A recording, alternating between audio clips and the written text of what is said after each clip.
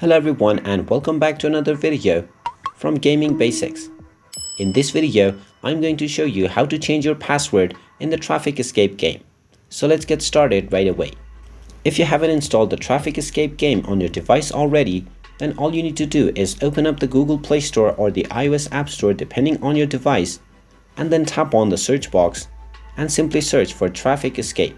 Once you find the game, you will find the install button if you haven't installed it yet. So simply tap on it and this will begin the download and installation of the game.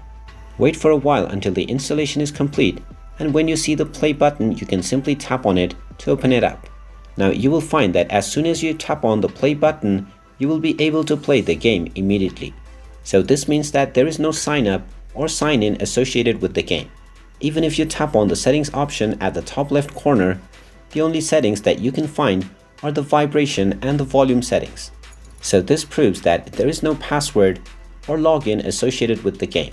So you will not need to change your password and you will never be locked out of your game at all. So you will never need to change your password.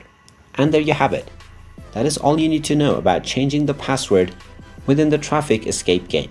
If you find this video helpful, make sure you hit that like button and subscribe to our channel if you haven't done so already.